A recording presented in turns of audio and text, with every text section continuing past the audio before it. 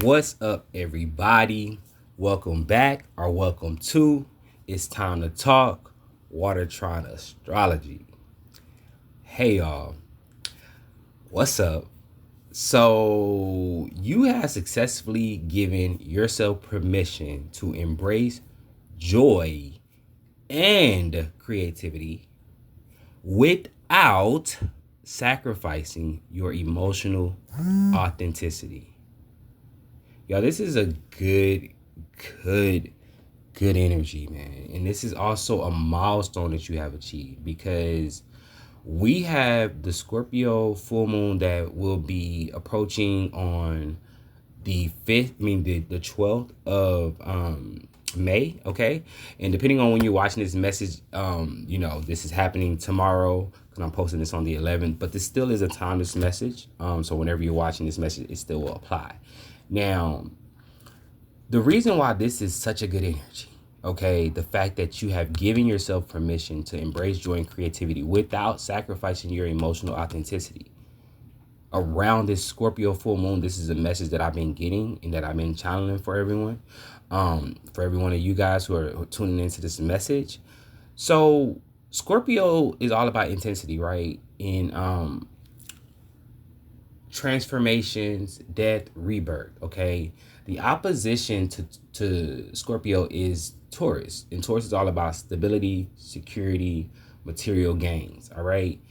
And in order for, whenever you're dealing with the axis of Scorpio and Taurus, that you have to be able to blend the two energies. And then you come into this dynamic of emotional security, emotional authenticity, okay?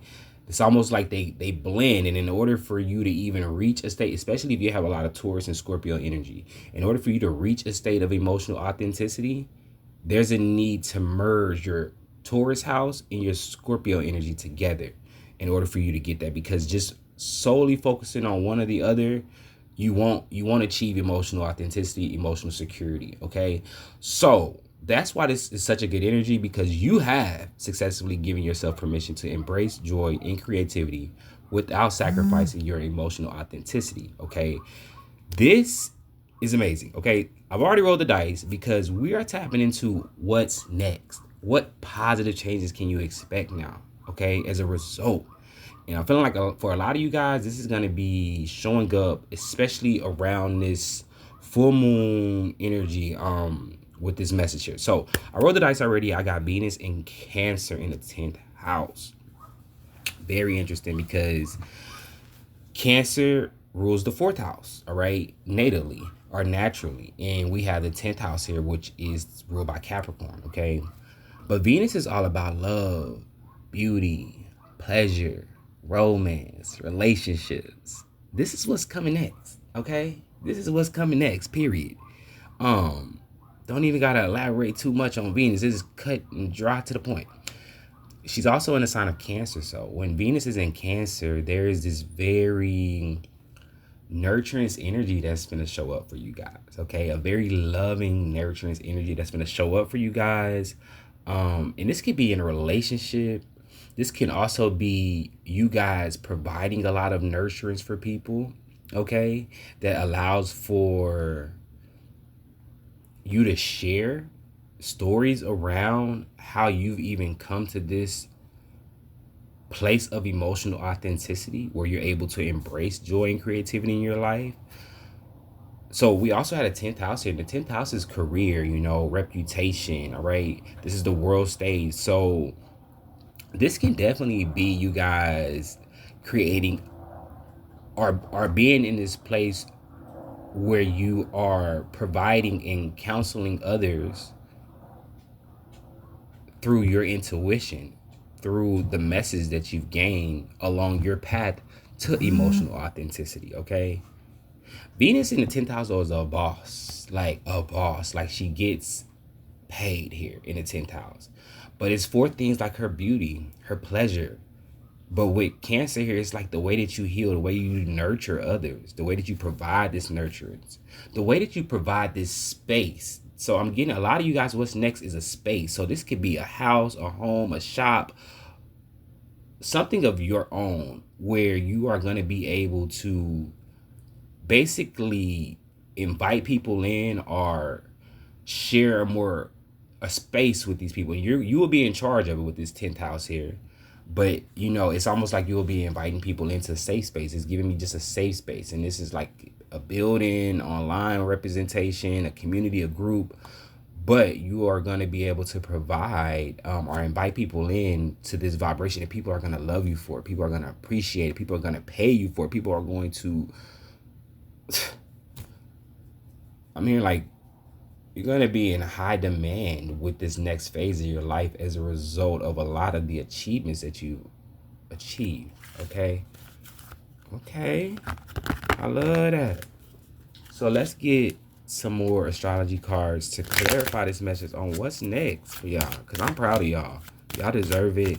And again, it takes a lot of balance and shadow work, subconscious work to reach this level. Okay.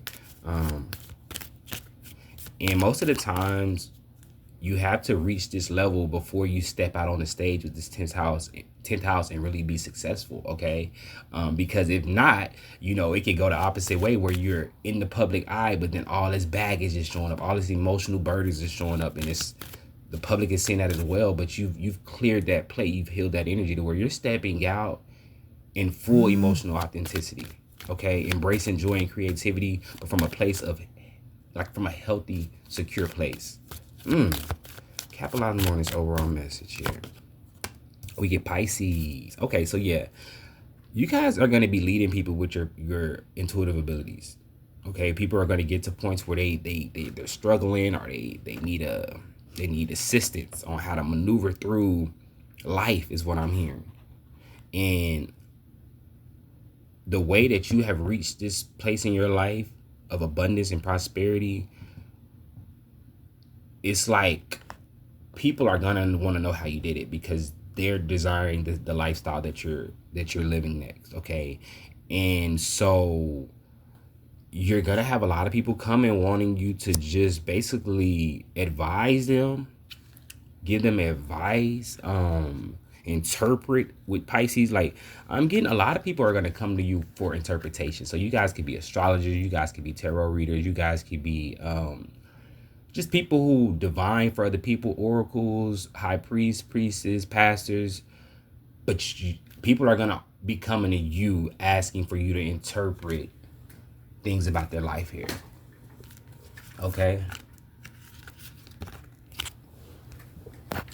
So that's what we get there. So definitely an intuitive career is forming for you next, but I'm getting like it's blowing up. I'm getting it's already been there, but it's blowing up now to where a lot of people are going to be coming for your guidance, for your experience, to help them, because they can tell you're experienced in this regard.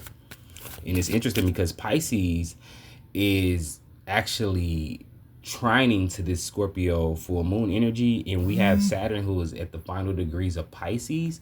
So a lot of energies are going to be wrapping up. A lot of this Saturnian energy is wrapping up now. Okay. Meaning that a lot of people are going to be coming into rewards, okay, as a result of a lot of spiritual work that has happened. And especially for you've already received a lot of your rewards because you've managed to not sacrifice your emotional authenticity. Okay. So let's get some more information into this. We got Gemini. Interesting. With Neptune. See, okay. What's next for you? A lot of people, because Gemini rules the 3rd house, Pisces rules the 12th house. And this energy here squares each other because there could be conflicting messages, misinterpretations, miscommunications, because Gemini energy is the mind, Pisces is the emotions, and this is connecting with your higher self, your spirit guides, your ancestors, God, Goddess. This is this aspect with Pisces and Gemini. And then we got Neptune that came out at the bottom, and that's also who rules Pisces. So people are going to be coming to you for spiritual advice, okay, about dream works, or about how to connect with their spirit guides better, or about like what they need to do around this full moon to stay in alignment. Like, people are going to be coming to you because they feel they can tell that it's helped you and they're needing assistance in the things that they have been doing, whether physically haven't been getting it done, so they can understand that there may be something more innately spiritual that I can pick up on, that I can help them with. So people are definitely going to be seeking you out for your services, for your skill. Okay, wow. Yeah, because they're going to be definitely coming to you for clarity purposes. Okay, so that's next. Oh my goodness, y'all, and it's no surprise we get the High Priest with the Knight of Wands at the bottom of the deck. That's this energy. We can stop the reading right here because seriously, Venus in Cancer is the High Priestess, and in the 10th house, yeah, what's next for you is coming into a role of spiritual authority, but also like spirit, like, what's the word? It's like, I'm not sure of the exact word, but career success, but spiritual career success is happening for you, to where, you know, some people get to the top by working hard and putting in all those 10,000 hours at the job and filling out paperwork, or just things that are more strenuous with the physical nature. You're going to be solely reaching the top through your spiritual gifts, through your messages, through your storytelling, through your magic, okay? And with this Knight of Wands at the bottom of the deck, listen, you're going to be helping people, healing people, nurturing people, and they're going to be falling in love, okay? They're going to be falling in love. That's all I can say. They're going to be falling in love. So that's what's coming next as well. A lot of love and admiration and appreciation for your gifts and the guidance, the truth, the guidance, but it's also like the honesty and the truth, but also the accuracy of it. It's like you're going to be giving people guidance, and they're going to be coming to you in a moment of like not having clarity, and the guidance that you give them is going to literally give them all the clarity that they need and help them to align or stay aligned, or to pass the test, or to get past this wound, or to heal that thought pattern, or to get over that emotional block. Like, and people are going to have no choice, or it's not even no choice. They're going to willingly want to come back and give you like reverence and just appreciation and thankfulness and even love. And the Knight of Wands has this big old wand here, so clarify the High Priest. Clarify the High Priest. Yo, that's what I'm talking. So we got the Lovers. Wow, y'all love is here too. So I wasn't, we were going so strong with the career, and I love that. But yeah, Venus is love and beauty and pleasure, and I did talk about that at the very beginning. We get the Lovers card here clarifying the High Priest, because yeah, you're gonna come into, you could be even getting married in this next phase of your life, because you've managed to move through a lot of your spiritual lessons and to heal through your spiritual lessons to where you're in a place of leading as a spiritual leader. That's the word I was looking for. Spiritual leader is next. And it's now time for you to be able to focus more on like building a home life, connecting, like traveling, moving around, because Cancer's in the 10th house, whereas Cancer's in the 4th house, that's like the home and the family. With the 10th house, this is like the world being your oyster. And in this High Priestess card, she's holding like the moon, but it looks like a pearl. But that's symbolic. Like the world is your oyster. It is your home. It's not just your inner home. Like what's next, nothing is off limits. And it's going to be you and a partner that you're going to be able to fall in love with. And not only will you be able and have this ability to nurture and give people so much clarity, but they're going to do it for you too, because you deserve it right back. And you don't see this coming. You don't see this coming is why it's like a, what? That's the T. Clarify the Knight of Wands. Clarify the Knight of Wands. We get the Four of Swords. Okay, so some of you guys could be Venus in Cancer. Some of you guys can have Venus in the 10th house. Some of you guys can be Pisces. Some of you guys can be Geminis. Some of you guys can be Cancers again. Sagittariuses, okay? But with the Four Swords to the Knight of Wands, yeah, like it just speaks again of what I just said. The Four of Swords is all about internal reflection. Like in order for you to come out the gate with all this high priest divine wisdom and knowing how to interpret signs and symbols and knowing how to navigate through the subconscious mind and manifest things and heal through things and transcend energies, release energies, surrender to certain energies, you had to go inward. And at one time you didn't have clarity, you were confused, and you had to seek out others, right? Well, the roles have switched. And I won't say switched as if the ones who has helped you are now like needing your help, which that could be, but it's more so like you are now going from student to teacher, aka high priest. Okay.